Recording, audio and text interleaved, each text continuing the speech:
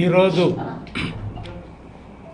ఆంధ్రప్రదేశ్ ప్రజలంతా సిగ్గుతో తలదించుకోవాల్సిన రోజు వచ్చింది. భారతదేశ చరిత్రలోనూ ఆంధ్రప్రదేశ్ చరిత్రలోనూ ఒక ఎంపీ గారు డ్రగ్స్ తీసుకుంటూ పట్టుబడటం ఇదే మొట్టమొదటిసారి. మన దురదృష్టము, మన దౌర్భాగ్యం ఏంటంటే ఆ ఎంపీ గారు మన ఎంపీ గారు అవటం మన దౌర్భాగ్యం. ఎందుకంటే ఆ రోజు ఇదే ఎంపీ గారు ఓట్లు అడుక్కుంటూ ఏం చెప్పారంటే, ever vote can stop drugs in AP అని చెప్పారు. ఇదే ఎంపీ గారు ఓట్లు అడుక్కుంటూ ఆంధ్రప్రదేశ్లో 2121 మంది డ్రగ్స్ తీసుకుంటూ చనిపోయారు కాబట్టి మీరు నాకు ఓట్లేసి ఎంపీగా నన్ను గెలిపిస్తే ఈ ఆంధ్రప్రదేశ్లో డ్రగ్స్ లేకుండా చేస్తాను అని హామీ ఇచ్చి అనేకమైన బూటకపు హామీలతో అసత్య ప్రచారాలతో గద్దెనెక్కారు ఈ ఎంపీ గారు. మరి ఇవాళ ఈ ఎంపీ గారు డ్రగ్స్ తీసుకుంటూ పట్టుబడ్డారు. అది ఏలూరు ప్రజలుగా నా దౌర్భాగ్యంగా నేను అనుకుంటున్నాను.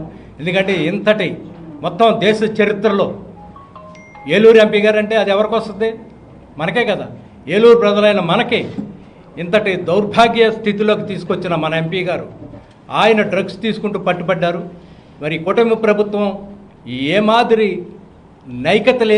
నైతికత లేని వ్యక్తులకి ఎంపీ సీట్లు ఇవ్వటం, ఎమ్మెల్యే సీట్లు ఇవ్వటం, వాళ్ళు నైతికతను మర్చిపోయి, విలువలను మర్చిపోయి, ప్రజాస్వామ్యాన్ని మర్చిపోయి ఈ రాష్ట్రాన్ని, ఈ రాజ్యాన్ని వాళ్ళు ఇష్టారాజ్యంగా దోచుకుంటున్నారు. ఇలాంటి పరిస్థితుల్లో, ఇంత అవమానకరమైన పరిస్థితుల్లో మన ఆంధ్రప్రదేశ్ ప్రజలు ఉన్నారు. భారతదేశం అంతటా మనం అందరం సిగ్గుపడి తలకాయ సిగ్గుతో తలదించుకోవాల్సిన పరిస్థితి వచ్చింది. ఈ పరిస్థితికి కారణమైన మన పార్లమెంట్ సభ్యులు, ఏలూరు పార్లమెంట్ సభ్యులు పుట్టా మహేష్ గారు, మరి ఆయన నైతిక బాధ్యత వహిస్తూ తన రాజీనామాను చేయాలి.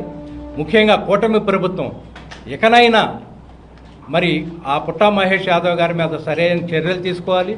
కూటమి ప్రభుత్వాన్ని మేము ఒకటే డిమాండ్ చేస్తున్నాం.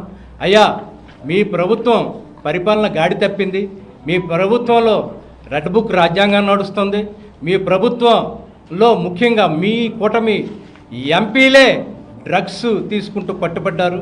మరి వీళ్ళు డ్రగ్స్ తీసుకుంటూ పట్టుబడ్డారు కాబట్టి వీళ్ళకి డ్రగ్ రాకెట్తో ఏమైనా సంబంధం ఉందా లేదా అనేది కూడా మీరు ఒక సిబిఐ ఎంక్వైరీ జరిపించాలి.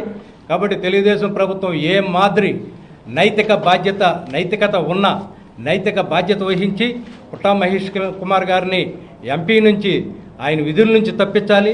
మహేష్ కుమార్ గారు కూడా స్వచ్ఛందంగా పదవి విరమణ చేసి రాజీనామా చేసి ఆయన నైతికతను నిరూపించుకోవాల్సిందిగా డిమాండ్ చేస్తున్నాం వైఎస్ఆర్సీపీ పార్టీ.